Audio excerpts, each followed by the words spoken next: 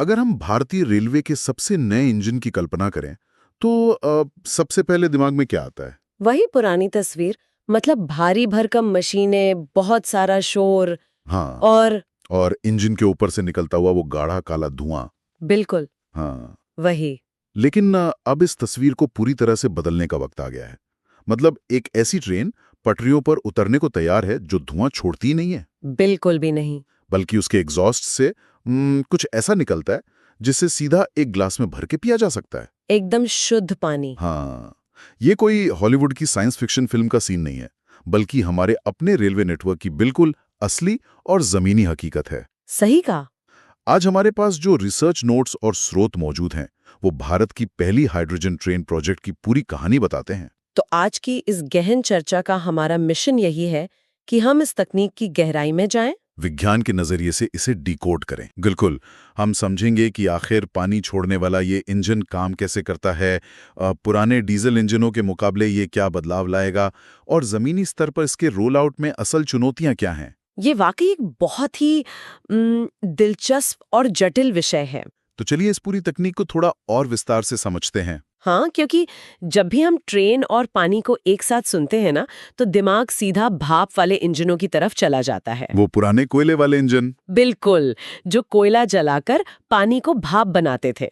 लेकिन यहाँ मामला बिल्कुल उल्टा है। मतलब यहाँ कुछ जल नहीं रहा है। एकदम सही, यहाँ कोई चीज जल नहीं रही है, कोई दहन या कह लें कि कंबस्शन नहीं हो रहा है। हम परिवहन की दुनिया में एक ऐसे बदलाव को देख रहे हैं जो मशीनरी और केमिस्ट्री का बहुत ही शानदार तालमेल है। और सबसे बड़ी गलतीफहमी जो मैंने लोगों में देखी है वो यह है कि लोग इस हाइड्रोजन ट्रेन को ना सिर्फ एक बहुत बड़ी इलेक्ट्रिक बैटरी वाली ट्रेन समझ लेते हैं। हाँ हाँ, ये बहुत आम है। जैसे कि हमने किसी इलेक्ट्रिक कार की बैटरी को बड़ा करके बस ट्रेन में फिट कर दिया हो।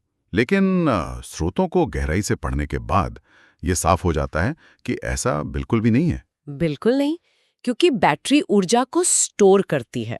वही तो, जबकि ये तकनीक जिसे हम हाइड्रोजन फ्यूल सेल कहते हैं वो असल में एक चलता फिरता मिनी पावर प्लांट है। सही कहा। ये ऊर्जा को जमा नहीं करता, बल्कि यात्रा के दौरान खुद अपनी बिजली बनाता है। और यहीं से इस तकनीक का असली विज्ञान शुरू होता है।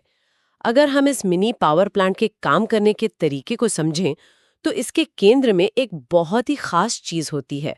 अच्छा, वो क्या है? इसे प्रोटॉन एक्सचेंज मेम्ब्रेन या PEM कहते हैं।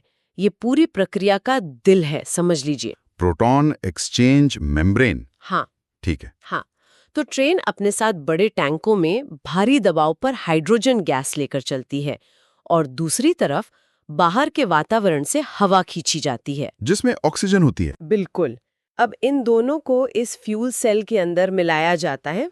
लेकिन इस मिलाने की प्रक्रिया को समझना बहुत जरूरी है, क्योंकि सिर्फ हाइड्रोजन और ऑक्सीजन को एक डिब्बे में छोड़ देने से तो बिजली नहीं बनती ना। हाँ, ऐसा होता तो बहुत आसान था। जब मैंने इसके पीछे की केमिस्ट्री पढ़ी तो मुझे एक बहुत ही दिलचस्प एनालॉजी दिमाग में आई।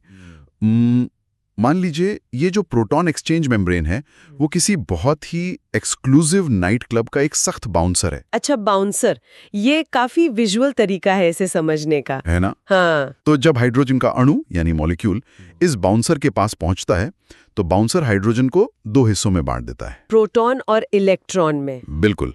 तो ये बाउंसर यानी मेम्ब्रेन प्रोटॉन को तो सीधे क्लब के अंदर जाने देता है, लेकिन जो इलेक्ट्रॉन्स हैं उन्हें अंदर जाने की इजाजत नहीं होती, उन्हें रोक दिया जाता है। हाँ, बाउंसर उन्हें बाहर के एक लंबे और घुमावदार VIP कॉरिडोर से होकर जाने के लिए मजबूर करता है। और यही वो सबसे अहम बिंदु है, क्योंकि इलेक्ट्रॉन्स का ये लंबा रास्ता ही वो सर्किट है जिससे इलेक्ट्रिक करंट पैदा होता है। एकदम सही। इलेक्ट्रॉन्स के ऐसी बहाव से वो भारी भरकम बिजली बनती है जो ट्रेन की विशाल मोटरों को घुमाती है।